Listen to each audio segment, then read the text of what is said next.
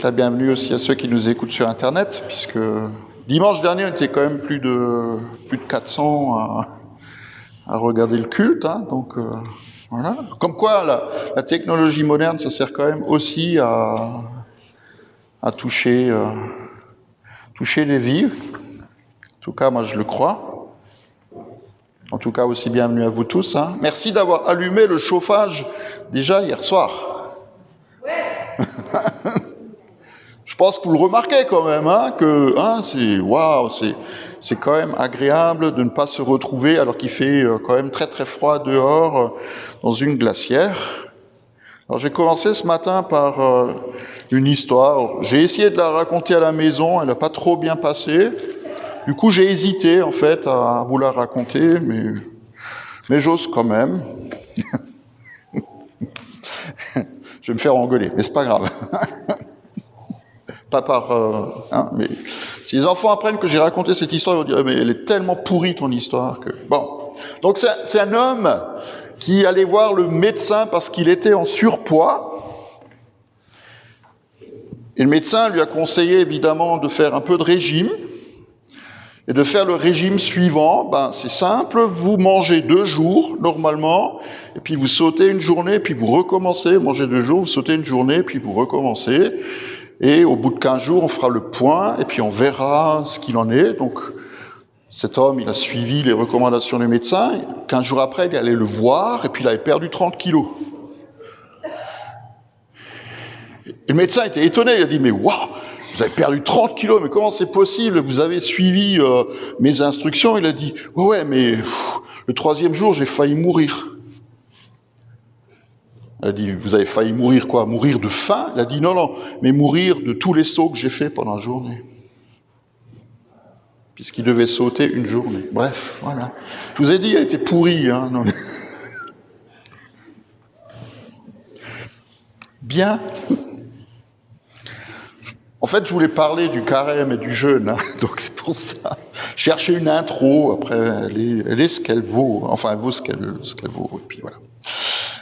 Parler un petit peu du carême, de ce temps, aussi un temps de jeûne, puisque le texte de ce matin de Ésaïe 58 nous y invite. Et je voudrais juste clarifier 2-3 choses par rapport à ce qu'on appelle le jeûne. Alors je pense que vous en entendez aussi parler un peu à droite à gauche, ça revient un peu à la mode, tout ce qui est détox et compagnie. Donc on confond souvent les deux. Je ne vais pas rentrer non plus dans les détails parce qu'il y a aussi dans la Bible différents jeûnes qui existent. Il y a le jeûne d'Esther, il y a le jeûne de Daniel, il y a le jeûne de Jésus, 40 jours, sans manger ni boire. Allez-y, bon courage. Donc c'est une réalité.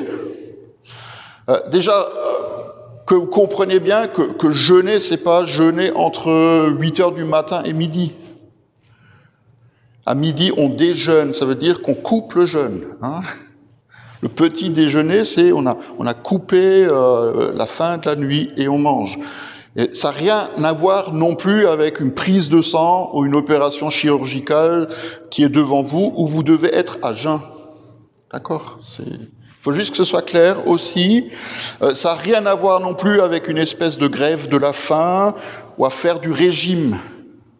Ça n'a rien à voir non plus avec le fait de renoncer pendant un certain temps à aller sur Internet ou à regarder la télé. À éviter les douches chaudes ou à se disputer avec la belle-mère. Jeûner, c'est pas non plus, bibliquement parlant, d'abord un exercice spirituel ou religieux. Mais le jeûne, en réalité, ça nous permet de faire le lien entre ce que nous sommes, c'est-à-dire un corps avec une âme et un esprit, de faire le lien entre notre corps et l'esprit et de connecter les deux. Et je le dis de façon assez claire, renoncer à regarder la télé ou à critiquer les autres, c'est pas forcément très spirituel. D'accord ? Même si ça peut nous faire du bien personnellement, et si ça peut faire du bien à ceux qu'on critique, les belles-mères entre autres. Donc je voudrais vous lire le texte Ésaïe 58 en 3 parties.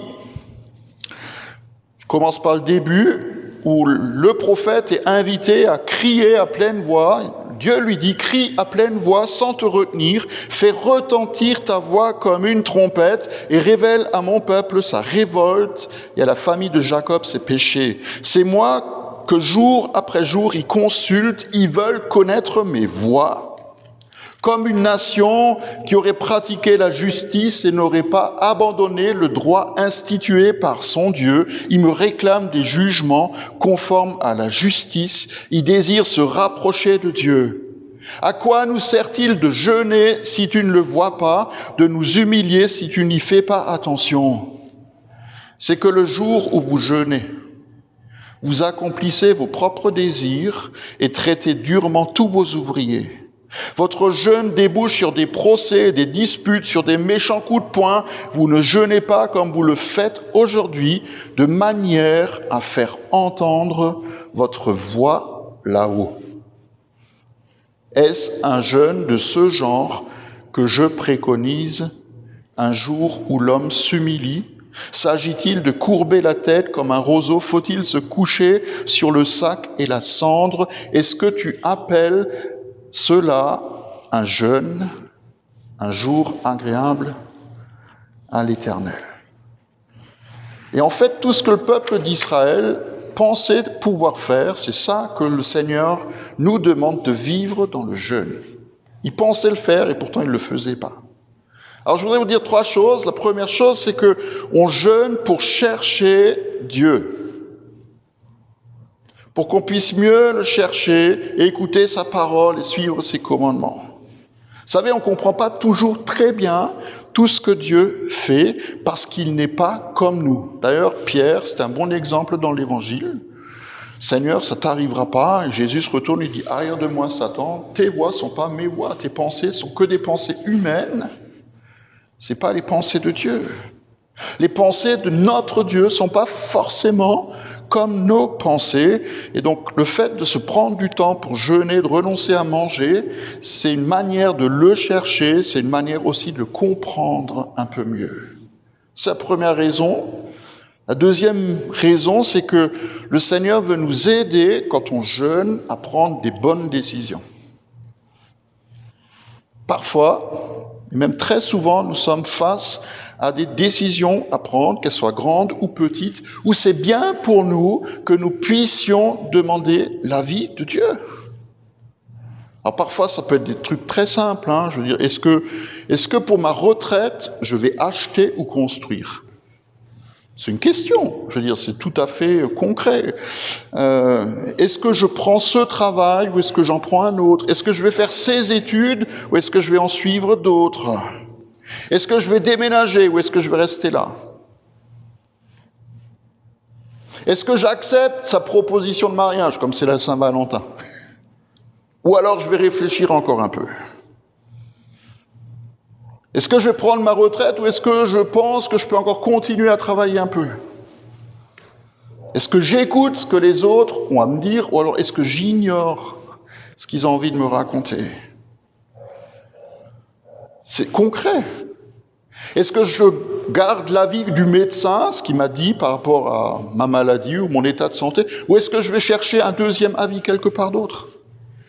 Comprenez ce que je veux dire? Il y a parfois des décisions que nous devons prendre qui ne sont pas faciles, où l'avis de notre Dieu, il est aussi important.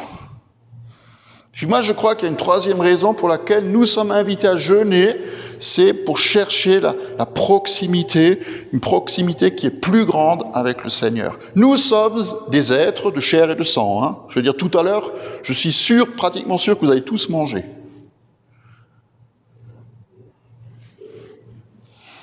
Nous sommes des êtres de chair et de sang avec un esprit. Alors, spirituellement, on devrait dire que nous sommes un esprit avec un corps et une âme. Mais dans le concret, dans ce que les gens pensent, c'est ça qu'on est. On est un corps avec une âme et un esprit en nous. Mais Dieu, lui, il est esprit.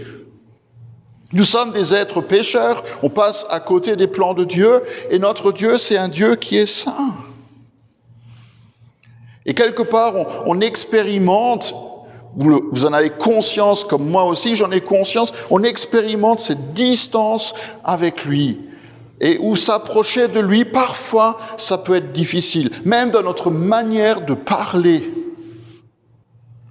Il y a des gens qui disent, quand ils ont fait une belle expérience avec Dieu, ils disent « Waouh, j'avais l'impression que j'étais en haut de la montagne ». Et puis quand c'est plus difficile, alors on parle de quoi? On parle de temps de désert, ou alors qu'on est en train de traverser une vallée. Ça montre juste que notre vie, elle est comme ça, et parfois ça monte, parfois ça descend. Et les hauts et les bas de notre vie font qu'on a besoin de faire des efforts, pardon de le dire comme ça, mais pour garder la proximité avec notre Dieu, comme c'est tout aussi valable aussi d'ailleurs dans les relations qu'on entretient les uns avec les autres. Et comme dit le peuple d'Israël, il pensait faire bien, et Dieu lui dit, mais c'est pas ça que je te demande. Tu penses chercher mon cœur, en réalité, tu ne le fais pas. Pour le peuple d'Israël, jeûner, c'était juste comme autrefois le temps du carême, tu t'abstenais de viande ou de je sais pas quoi. C'était juste une espèce de rituel religieux extérieur. Et c'est d'ailleurs le reproche que Jésus fait aux pharisiens. Il leur dit, quand vous jeûnez, vous prenez tous des airs tristes et abattus, alors qu'en réalité, que personne ne devrait remarquer que vous jeûnez. Il faudrait que vous gardiez votre joie et que cette joie, elle se voit.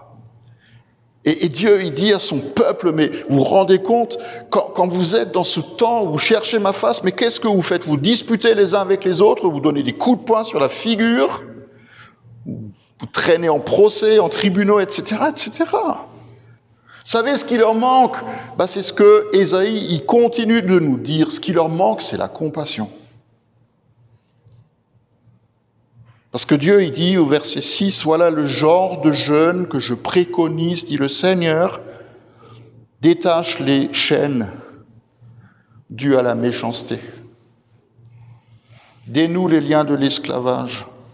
Renvoie libre ceux qu'on maltraite. Mettez fin aux contraintes de toutes sortes. Partage ton pain avec celui qui a faim. Fais entrer chez toi les pauvres sans foyer. Quand tu vois un homme nu, couvre-le. Ne cherche pas à éviter celui qui est fait de la même chair que toi. » Est-ce qu'on réalise que tout ce qui est demandé au peuple et tout ce qui nous est demandé à nous, c'est enraciné juste dans la compassion. La même compassion que Jésus avait. Je suis frappé de voir aussi ces derniers temps, on a lu ça souvent, que Jésus, dans l'Évangile, souvent il voit les gens. Matthieu en particulier le dit, il voit les gens comme des gens qui sont des brebis sans berger. Et il dit le texte, l'Évangile dit qu'il était saisi de compassion, il était saisi aux entrailles à la vue de ces foules qui étaient là et qui attendaient quelque chose de lui. Il était saisi de compassion de ces gens qui étaient malades. D'ailleurs, souvent, quand il y avait la compassion de Jésus qui est citée, on cite la guérison. Il guérit tout le monde à cause de la compassion. Et pour moi, un des plus beaux témoignages qu'on donne de Jésus, c'est dans les Actes des Apôtres, quand Pierre il prêche à Corneille. Il dit la chose suivante. Vous savez comment Dieu il a déversé une onction du Saint-Esprit de puissance sur Jésus de Nazareth, qui allait de lieu en faisant le bien, en guérissant tous ceux qui étaient sous la domination du diable, parce que Dieu était avec lui. Jésus allait de lieu en faisant du bien.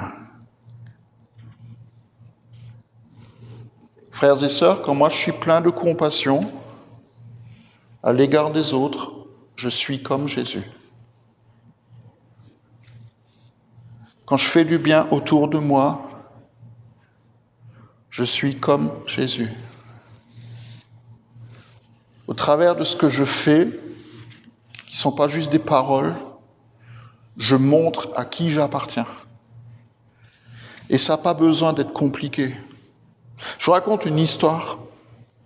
L'histoire qui s'est vraiment passée était une fois quelques hommes qui se retrouvaient au bistrot, qui papotaient autour d'une bière, d'un tas de sujets, comme on papote parfois dans les bistrots quand ils étaient encore ouverts, que ce soit de la politique, des vacances, du boulot, du foot ou des belles-mères. Puis il y en a un tout d'un coup qui a crié à la cantonade, c'est fou ce que les gens peuvent être égoïstes aujourd'hui, il n'y a que eux qui comptent, tout est centré sur eux. Il pensait peut-être à cette idée qu'avait eue sa femme d'emmener la belle-mère avec eux en vacances. Bon. Et un autre qui était là, au Stammtisch, il lui a dit, mais c'est pas vrai, il n'y a pas que des gens comme ça qui pensent qu'à eux. Et je te raconte une histoire. Je suis allé ce matin au bureau de tabac acheter comme tous les jours le journal. Ça fait des années que j'y vais, ça fait des années que je connais le buraliste et que je discute souvent avec lui.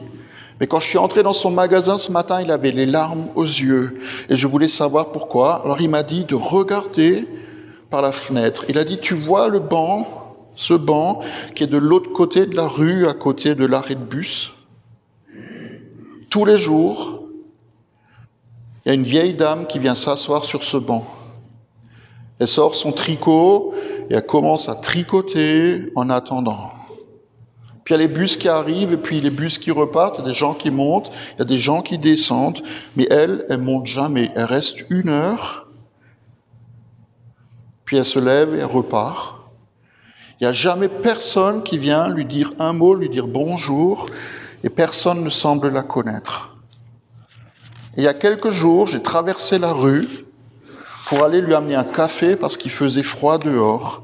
Et je lui ai demandé ce qu'elle venait faire ici tous les jours. Et alors elle m'a raconté son histoire. Elle m'a dit qu'elle s'était fâchée avec son fils il y a 2 ans et que cet arrêt de bus était le dernier endroit où elle l'avait vu. Il était monté dans le bus, elle ne l'avait plus jamais revu.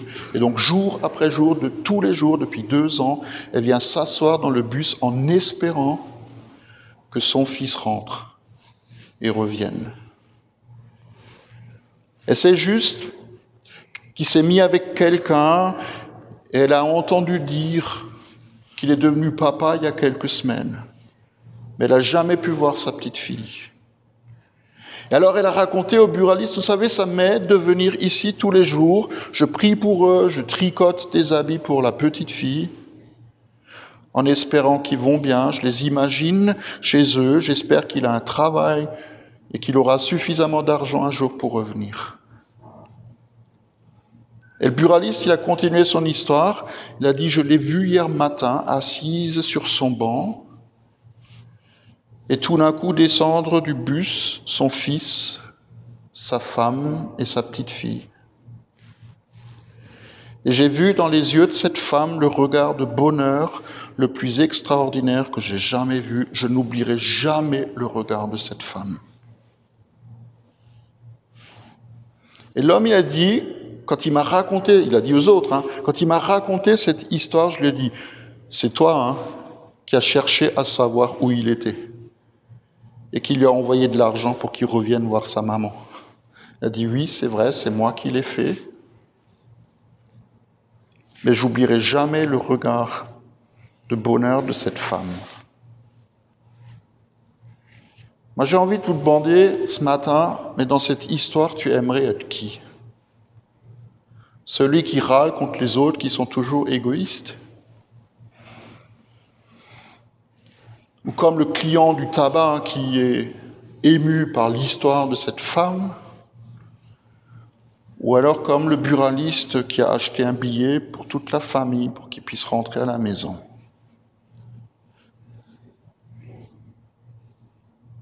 Moi, je crois que l'un des drames aujourd'hui, c'est qu'on vit trop loin les uns des autres. Et il y a beaucoup de gens qui ne pourront jamais répondre à la question « Qu'est-ce que tu as changé dans la vie de ton prochain ?» Vous savez pourquoi ? Tout simplement parce qu'ils n'ont jamais rien fait pour eux. C'est peut-être dur ce que je dis, mais je crois que c'est la vérité. Parce que nous sommes invités à suivre l'exemple de Jésus, nous sommes invités à écouter ce que Ésaïe nous dit. Il faut qu'on apprenne à détacher les liens de la méchanceté, il faut qu'on apprenne à libérer ceux qui sont enchaînés, il faut qu'on apprenne à renvoyer libre ceux qu'on maltraite, il faut qu'on mette fin aux contraintes, il faut qu'on partage notre pain avec celui qui a faim, il faut qu'on arrive à revêtir celui qui est nu.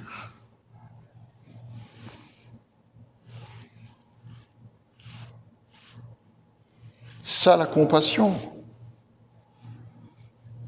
Et moi j'ai envie de nous dire, et je le dis aussi pour moi, on peut faire un tas de choses pour plaire à Dieu dans ces 40 jours de carême. Mais l'essentiel, c'est que nous fassions ce que lui, il a fait, ce qu'il fait et ce qu'il fera encore pour notre monde. De construire son royaume qui est un royaume d'amour et de paix. Il y a quelqu'un qui un jour a dit, il y a sur terre que 2 catégories d'hommes et que 2. Et contrairement à ce qu'on pense, pas les bons et les méchants, comme on l'entend parfois, où les bons, ils sont souvent à moitié méchants, et où les méchants, ils peuvent avoir un bon fond.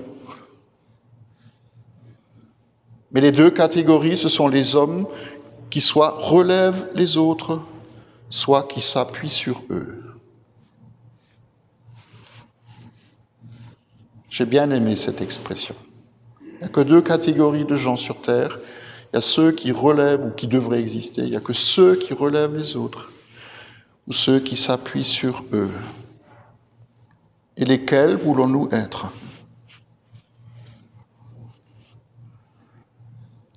Parce que si nous faisons ce que la parole, elle nous recommande,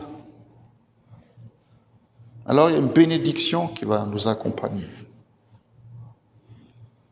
Le jeûne auquel Dieu prend plaisir, c'est un jeûne qu'il va bénir. Et il y a même, tenez-vous bien, il y a 11 bénédictions qui accompagnent cela. Voilà ce que Ésaïe dit. Si tu fais tout ça, alors ta lumière va jaillir comme l'aurore et ta restauration progresser rapidement. Ta justice va marcher devant toi et la gloire de l'Éternel sera ton arrière-garde. Alors tu appelleras et l'Éternel il entendra. Tu crieras et il dira me voici. Oui, si tu éloignes de toi, du milieu de toi, la contrainte, les gestes menaçants, les paroles mauvaises, si tu partages tes propres ressources avec celui qui a faim, si tu réponds aux besoins de l'opprimé, alors ta lumière surgira au milieu des ténèbres et ton obscurité sera pareille à la clarté de midi. L'Éternel sera constamment ton guide. Il répondra à tes besoins dans les endroits arides. Il te redonnera des forces à tes membres. Tu seras pareil à un jardin bien arrosé, à une source dont l'eau n'arrête jamais de couler. Grâce à toi, on reconstruira sur d'anciennes ruines et tu relèveras des fondations vieilles de plusieurs générations. On t'appellera réparateur de brèches, restaurateur de sentiers fréquentés. Frères et sœurs, ces 11 bénédictions sont comme l'aurore qui pointe au bout de la nuit. Et il faut que nous les vivions. Il faut que nous les recevions parce que c'est ce que Dieu il veut nous donner. Il veut restaurer notre vie. Il veut faire que cette lumière brille même dans l'obscurité. Est-ce qu'on réalise que si on fait cela, l'Éternel, il sera constamment notre guide, il sera même derrière nous pour nous couvrir? Est-ce qu'on réalise que le Seigneur va nous redonner des forces? Que nous serons, j'aime bien, nous serons fertiles, hein? Nous serons un jardin bien arrosé. Les gens, ils auront envie de nous rencontrer. Seront comme une source d'eau qui s'arrêtera jamais de couler. Seront des réparateurs de brèches, des restaurateurs de générations qui parfois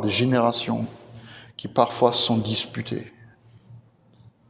Et il y a une grâce qui accompagne ça. Si on est capable de se réconcilier, il y a une grâce qui accompagne ça. Si on donne à manger à celui qui a faim, il y a une grâce qui accompagne ça. Si on revêt celui qui est nu, alors il y a la faveur de Dieu qui descend. Si on va encourager quelqu'un qui est dans le besoin, le Seigneur, il va faire progresser notre restauration, même notre guérison. Est-ce que nous le croyons? Est-ce que nous sommes prêts à le vivre? Moi, j'ai envie d'être béni par l'Éternel. Et j'espère que vous aussi. Amen. Je veux juste prier, Seigneur, que tu nous donnes cette capacité de voir ce temps du carême et ce temps de jeûne dans lequel nous sommes invités à entrer, pas comme une contrainte, mais comme une grâce que tu nous accordes. Parce que derrière toutes ces choses où nous cherchons mieux à te connaître, où nous cherchons davantage ta face, où nous entrons dans la communion avec toi, dans l'intimité avec toi, il y a une bénédiction qui nous est donnée. Et ça ne sert à rien pour nous de chercher ta face, de chercher ton conseil, si nous ne mettons pas en pratique le premier des commandements, qui est d'aimer de tout notre cœur, de toute notre âme, toute notre pensée, toute notre force, et d'aimer notre prochain comme nous t'aimons toi, de la même façon. Et moi je prie pour chacun d'entre nous que dans ce temps, 40 jours ou un peu plus avant Pâques, il nous soit donné de pouvoir faire comme Jésus a fait, de pouvoir faire du bien à ceux qui ont besoin. Et nous savons bien que nous ne sommes pas sauvés par nos œuvres, mais sauvés par la grâce seule du sang de Jésus versé à la croix. Et ta parole nous dit aussi que notre foi sans les œuvres, elle est morte. C'est que du vent. Sert à rien. Alors donne-nous, Seigneur. Donne-nous, Père, d'avoir la compassion qu'avait Jésus. Donne-nous, Père, d'avoir par ton Esprit Saint la même compassion qu'avait Jésus qui faisait du bien partout où il allait, de lieu en lieu. Et aide-nous à le faire, à commencer par nos propres maisons, nos propres familles, avec nos voisins, tous ceux qui sont proches de nous. Apprends-nous à nous taire quand il faut qu'on se taise. Apprends-nous à tendre la main quand tu nous demandes de le faire. Apprends-nous à faire ce pas vers l'autre alors que l'autre refuse de nous parler peut-être. Il y a tellement de choses concrètes auxquelles nous sommes invités par toi. Alors viens nous remplir de ton esprit pour que l'eau n'arrête pas de couler en nous, que ça déborde de nous. Et que ta bénédiction nous accompagne. Dans le nom de Jésus. Amen.